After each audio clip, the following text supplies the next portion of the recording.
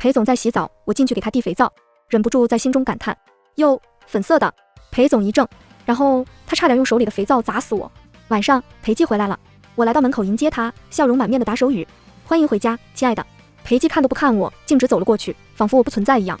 我瞅着他的背影，心里默默的骂：眼瞎，看不见你爹。裴记的身体忽然一个踉跄，他停下脚步，回头看向我。原本板着脸的我立刻展开笑容，打手语问他：怎么了？他眼神一暗，上下打量我一番，说道：没事，我叫许安四，是许家的2小姐。因为天生不会说话，在家中也最不受重视。2个月前，裴家要与我家联姻，我爸最开始是想把我姐嫁给裴家，姐姐也满脸羞涩地表达着对裴家少爷的爱意。可没想到的是，裴家少爷指着角落里的我，面无表情地说：我要娶她。我当时还没反应过来，一转头看见姐姐正用仇恨的目光望着我。新婚当夜，我和裴记是分房睡的，但我想与他更进一步。凌晨1点钟，我悄悄溜进裴记的房间，谁知道他根本没睡着。黑暗中，裴记的声音低沉凶狠：滚出去！我吓了一跳，差点瘫坐在地上。裴记打开床头灯，昏暗的灯光下，他立体深邃的五官隐藏在光影里。我指了指自己，装傻：我吗？裴记看懂了我的手势，他回道：这里除了你还有谁？我站直，挺起腰板，向他比划手语：我要和你一起睡。裴记下床，大手猛地捏住我的脸，我不敢动弹。他无比冷漠的声音在我的耳边响起：我娶你是因为你性格安静，没有别的理由，好自为之，不要做这种出格的事。我的表面，吓死宝宝了。我的内心，嘻嘻，下次还敢。裴记真是看错人了，性格安静只是我装出来的，实际的我一身反骨。裴记越是不允许，我就越要做。我和他都结婚了，有什么出格不出格的？不过我也不能太作死，只先在脑海中预习各种情节。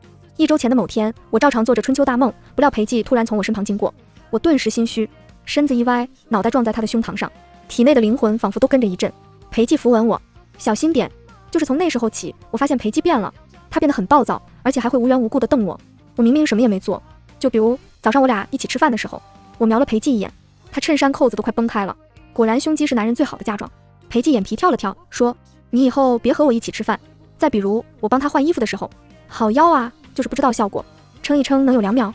裴记身形一顿，把外套穿了回去。你以后别进我的衣帽间。净事儿，老娘才懒得伺候你。我表情温和，向他比划手语：我知道了。我转身正准备离开，裴记按住我的肩膀，把我压到墙角。他抬起我的下巴，强迫我直视他，深邃而狭长的眼睛映着我的模样。许安四，他叫我的名字。你我虽然是夫妻，但你也要给我懂得分寸。我眨了眨眼，摆出一副无辜的表情，心里却在狂言：我确实很想亮亮你的分寸。你……他顿了一下，不说话了，手上松开了我，背过身去。算了，你出去吧。这天晚上，裴记回家后就去洗澡了。为了早点结束清汤寡水的生活，我提前把他常用的洗漱用品都拿了出来。裴记洗到一半才发现东西没了，而我早就在门口整装待发。浴室内热气蒸腾，如同仙境，还有一副宽肩窄腰的好身材。几颗水珠从裴记的胸膛上缓缓流下，又白又大，下面还有线条分明的腹肌。裴记向我伸手，嗓音透着沙哑：给我吧。我激动无比，迅速牵起他的手。裴记宽大的手掌散发着温热潮湿的触感，令我口干舌燥。他回握住我的手，手指顺着我的手腕慢慢向上抚摸。我咽了咽口水：要来了，终于要来了。发疯超，玩命超，不用心疼我，今晚我就是超人。裴记的声音从上方传来：给我肥皂。你大爷！我将手里的肥皂递给他，裴记接着就催我走出去，但我没听他的。裴记光滑的身体让我移不开目光，我瞪着眼睛，正大光明的偷看。他好白呀，应该是粉色的。果然是粉色的，不错不错。我根本没注意到裴记的脸色正在沉下来，并且浮现出了杀意。我幻想和他的各种姿势，要先这样，然后再那样，最后再这样。裴记皱眉，他稍微遮了遮下身，厉声道：你还不走？我脑子一抽，指着他下面打手语问：你能甩一下给我看看吗？裴记直接暴怒，他气得直接把手里的肥皂砸向我：滚出去！幸亏我身手敏捷，不然就死在那块肥皂之下了。因为那句话，裴记一连着好几天都躲着我走，这样尴尬的关系一直维持到苏家小少爷的生日宴。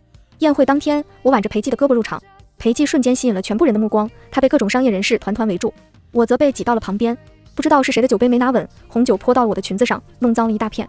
没有人道歉，我经常被人视为空气，对这种情况已经习以为常。于是一个人来到洗手间清洗裙子，苏家大小姐苏韵也在里面。她一身红裙，面露凶光，很像厕所鬼故事里的女鬼。我预感不妙，4、5个浓妆艳抹的女人堵在我身后，有一只手用力把我往前推。苏韵笑盈盈地走向我，问道：许安四，你最近过得好吗？裴总喜不喜欢你呀？关你屁事！我转身想走，苏韵拉住我，冲着脸抬手就是一巴掌。贱人，还敢无视我！她抓着我的头发往厕所门上撞，顿时我的脑袋嗡嗡作响，脸上也传来火辣辣的痛感。苏韵趴在我的耳边，恶狠狠地说：不要以为装可怜就可以得到裴总的心，他根本不爱你，他娶你只是逢场作戏罢了。我张嘴用唇语回他，傻逼，你说什么？苏韵对其他人命令道，给我把他弄进去。几个女孩七手八脚地把我推进厕所隔间，并堵上门。下一刻，一桶凉水从隔板上泼了下来，我从头湿到脚，还有淡淡的腥臭味。四周是他们尖锐的笑声。许安四，只要你求饶，我们就放你出来。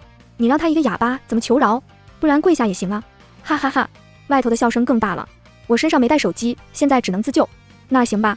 我淡定地抹掉脸上的脏水，提起裙子，踩着马桶水箱，攀上隔板，从另一个隔间出来。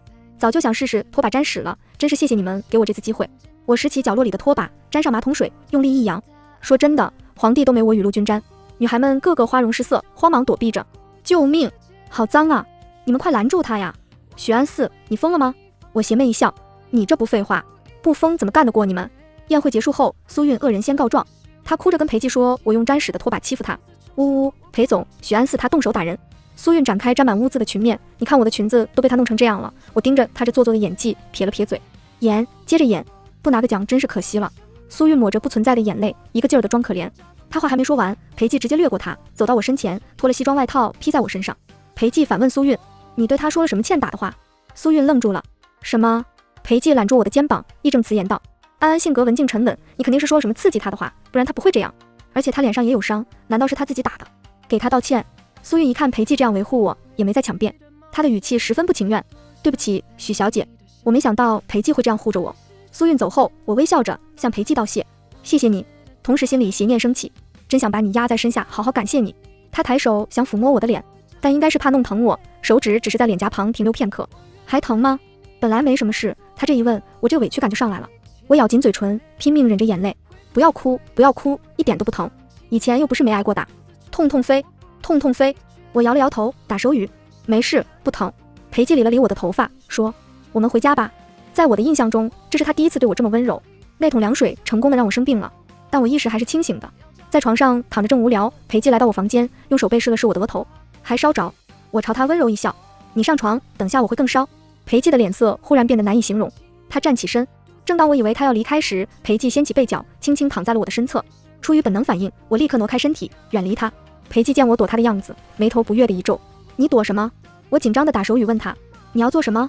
裴寂没回答，他大力的把我拽回来，给我掖好被子，像是怕我乱动似的，命令道，闭眼睡觉。我听话的闭上眼睛，心里却在乱想，他这是什么意思？难道要试试39度的我？等下我不会猝死吧？虽然我很想尝尝滚床单的感觉，但现在真的要来了，我反倒害怕起来。周围一片安静，我眼睛偷偷眯着睁开一条缝，看到裴寂也在闭眼休息，阳光照在他的脸上，显得他整张脸干净清爽。我能感受到他均匀的呼吸。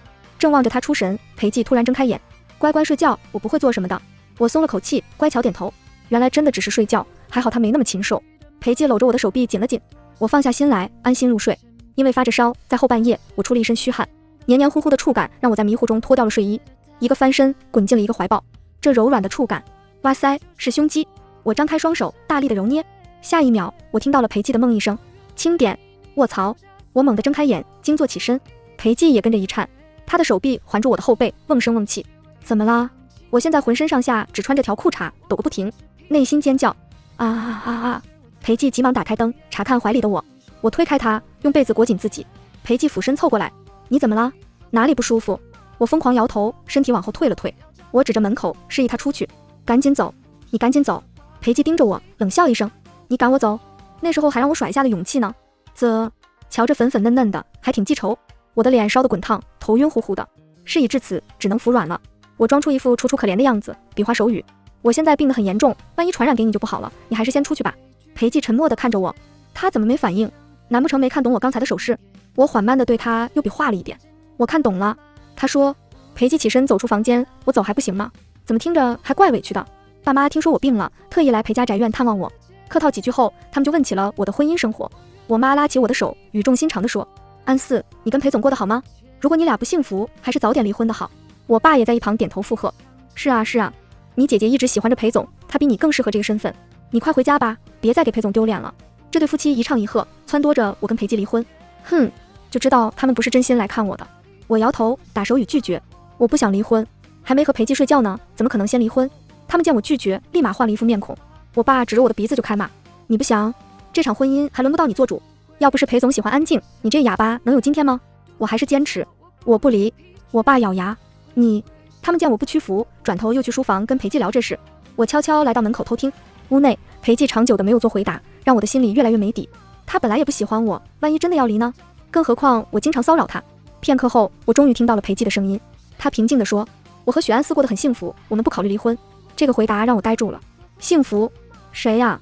原来裴寂被我骚扰，感觉很幸福吗？我爸妈还在不死心的劝说：“裴总，您看我们这个小女儿也不会说话，多败坏您的形象啊！而且她也不安分，我听说前阵子她还得罪了苏小姐，她自己肯定也觉得配不上您。还有啊……”我没再继续听下去，回到卧室等待结果。大概半小时后，裴寂怒气冲冲地来到我的房间，第一句话就是：“许安四，你想跟我离婚？怎么？你还挺生气？”看裴寂急成这样，我十分惊奇，心血来潮的想逗逗他。既然你不喜欢我，那我也不想耽误你，我们好聚好散，心里也在无所谓，离就离呗。他这块肉吃不到，那我就去找别人。裴寂瞪了我好一会儿，咬牙切齿道：“之前还想和我睡觉，想尽办法靠近我，这么快就腻了？”对呀，我就是这么一个喜新厌旧的人。我挤出泪水，比手语：“对不起。”裴寂挑眉一笑：“很好。”然后他甩脸子走了。你给我等着！笑话，我看片都快进还等你。在离婚前，我决定最后放肆一回。酒吧内灯红酒绿，人声鼎沸。我靠在吧台前，眯着眼睛寻找猎物。这个不行，太瘦了；这个也不好，看着肾虚；那个还凑合，但长相差了点。自从见过裴寂，我发现自己看人的眼光都高了不少。寻觅了半天没结果，于是我埋头一个劲儿的喝酒。一个高个子男人举着酒杯过来搭话：“嗨，小姐姐。”我定睛一看，该说不说，挺帅的，模样还跟裴寂有些神似，而且身材也很好。他笑着问道：“你一个人吗？”我微醺着点点头。男人在我身旁的位置坐下，与我保持了一段距离。我看小姐姐你喝了不少，要不要帮你叫车回家？我摆摆手，其实我还想再喝一会儿。帅哥，你别跟他讲话了，他是不会回答的。一道甜美又尖锐的女声在我耳边响起。苏韵扭着腰肢走到男人旁边，他还真是阴魂不散。男人问他为什么，苏韵瞥了我一眼，故意说得很大声：“因为他呀，根本不会讲话，他是个哑巴。”我拿上酒杯，准备换个地方。哎，别走啊！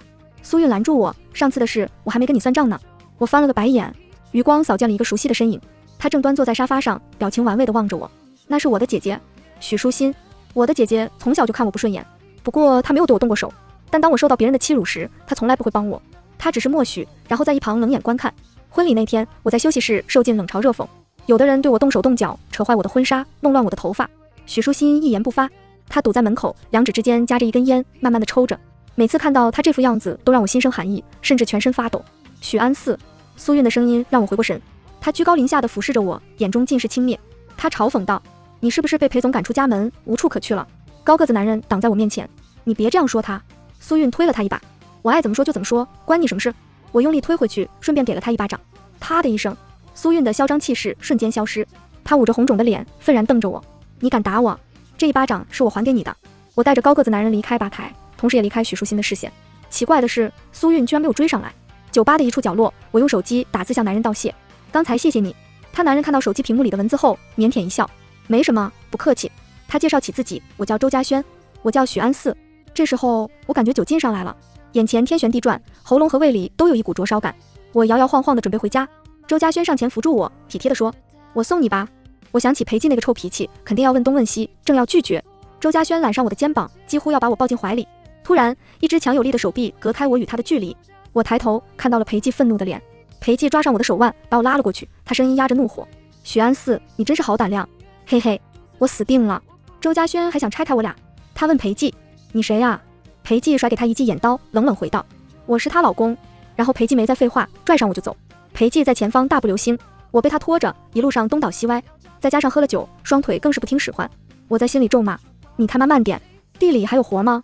裴寂停下脚步，我来不及反应，一头撞在他的后背上。裴寂转过身，弯腰一把将我扛起来，扔进车里。车内有些湿冷，我打了个寒战。裴寂整个人压上来，掐着我的脸，逼问道：“病还没好全，就给我跑出去喝酒？那个男人是谁？你敢背着我出去找人？”这一连串的问题把我弄烦了，酒壮怂人胆，我把积攒的委屈全都发泄了出来，手语都懒得比划，挥起拳头就往他身上砸。要你管，要你管，每次找你都让我滚，还不让我自己出去玩。打着打着，我的眼泪也夺眶而出。裴寂没有反抗，任由我的拳头落在他身上。打了一会儿，我打累了，身体蜷缩成一团，捂着脸轻轻抽泣。裴寂将自己的外套盖在我身上，他回到驾驶座，发动汽车。回到家后，裴寂用衣服裹着我，从车内抱到卧室。床上，我闭着眼睛装死，心里偷偷琢磨着计划。明天我就装成喝断片，啥也不记得。他问什么，我就说不知道。我可真是个小机灵鬼。我静静地等待裴寂离开，然而裴寂不但没有走，还用手指扒开我的眼皮，说：别装了，我知道你没睡着。靠，他是怎么发现的？我拨开他的手，尴尬地坐起身。你嘴都笑歪了。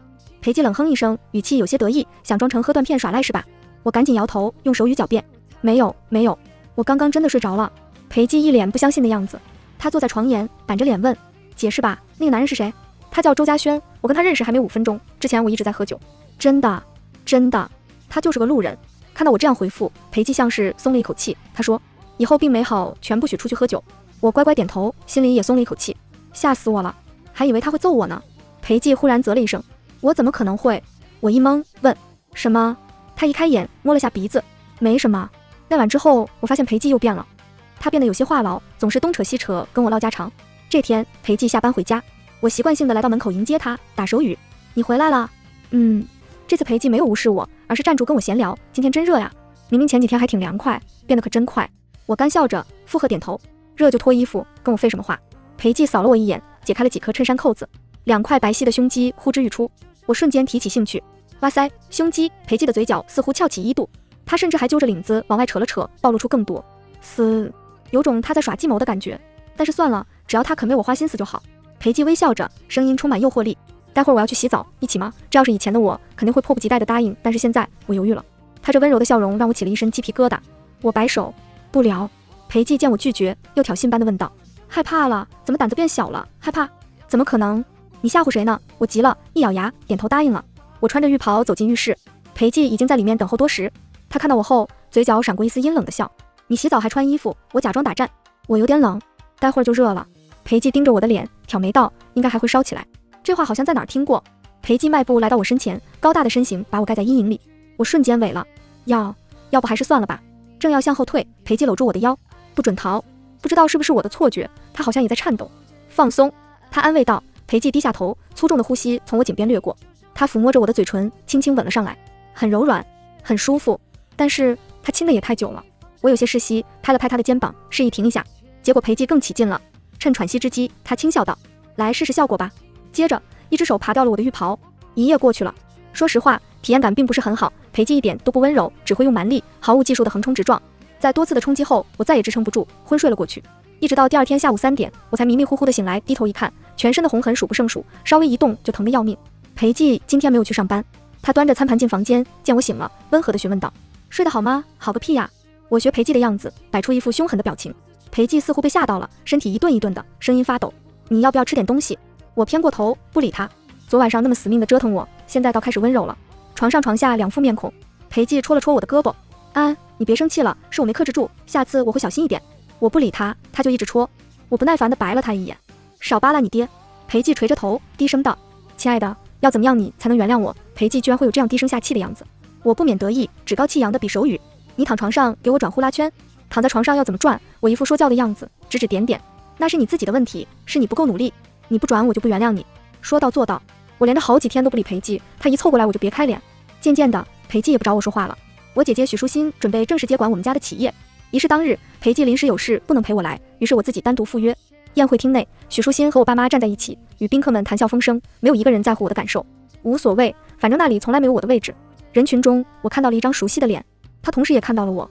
周嘉轩来到我身前，笑着打招呼：好巧，又见面了。我点头：是啊。周嘉轩的目光忽然集中在我的脖子上，他的笑容逐渐消失，脸色煞白。我猜他大概是看到了之前裴寂留下的痕迹。我抬手遮了遮，找别的话题扯开：今天真热呀。周嘉轩的表情又活泼起来，眼睛里闪烁着灵动的光。喝杯饮料吧。他递给我一杯橙汁。虽然交谈起来有些麻烦，但我们还是聊了很久。不知不觉，天色暗了下来。手机提示音响起，是裴寂。他问我还不回家，催什么催？我回复等会儿就回，我有别的事情。裴寂又发来消息，结束后赶快回家。我在床上等着给你转呼啦圈。呼啦圈。我朝周嘉轩摆手再见。不好意思，我有急事要先回家。周嘉轩却拉住我：等等，我有事要跟你说。我问他你想说什么？周嘉轩很紧张的样子，他不敢看我，吞吞吐吐道：许安四，我喜欢你。我一整个愣住，打字告诉他我有老公了，我做第三者也没问题。周嘉轩兴奋地说道：只要能和你在一起，我什么都愿意。神经病。我话没说太重，安慰他道：我们不合适，你还会遇到更好的人的。场面太尴尬，我小跑匆匆离开。正要拐弯时，周嘉轩忽然挡在我的前方，他捧起我的脸，低头咬上我的嘴唇。我顿时惊慌失措，双手奋力挣扎，但他的力气大得很，我被牢牢地压着。周嘉轩粗鲁地扯开我的衣服，手伸进来，他伏在我的耳畔道：“我真的很喜欢你。”好恶心，好想吐。我调整姿势，抬腿，膝盖猛击他的裆部。周嘉轩吃痛一声：“你这个贱人！”我趁机挣脱，又给了他一拳才跑开。我一口气跑到洗手间，左右观察无人后，才彻底放松下来。身上的衣服已经被扯坏了，手腕上也有被他掐出的青紫色伤痕，嘴唇还流着血。以防万一，我把衣服还有伤痕都拍照记录。等我回到宴会厅，现场顿时响起一片唏嘘声。我抬头一看，厅内的大屏幕上赫然展示着刚刚周嘉轩强迫我时的照片。照片里的我被周嘉轩压在墙上接吻，很显然是一个偷拍的角度。一时间众说纷纭，谣言四起，说我出轨养小三。我拼命摇头否认，可没有人相信我，包括我的父母。他们当众辱骂我，试图和我撇清关系。你这个臭不要脸的，竟然敢绿裴总，真是白养你这么多年。泪水已经在我的眼睛里打转。忽然间，我对上了许淑欣的目光，她的眼睛正越过人群，窥视着我。我不禁一惊。许淑欣犀利地笑着，她启唇，活该。这一刻，我再也控制不住情绪，双腿发软，几乎要晕倒。我一抹眼泪，强撑着身体逃离这个是非之地。我马不停蹄地回了家，冲进裴寂的卧室。裴寂正坐在床上盯着手机，表情凝重，8成是已经知道了。还没等我表示，裴寂十分冷静地说：“我相信你。”但我很焦急，一边哭一边用手语比划：“我没有，事情不是他们说的那样。”我知道。裴寂轻轻抹掉我的眼泪，想说什么就在心里告诉我，我听得见。我一懵，啊，你听得见？他点头，对，我听得见。呼啦圈。裴寂无奈扶额，等会儿就给你转，我可是练了很久。我靠，他真的能听到我的心声。我止住眼泪，心虚地捏着手指。这么说，我那些虎狼之词，没错，我都听到了。唉，我叹了口气，摊了摊手，算了，反正我里外都一个德行。裴寂好笑地看着我，你倒是对自己有清晰的认识。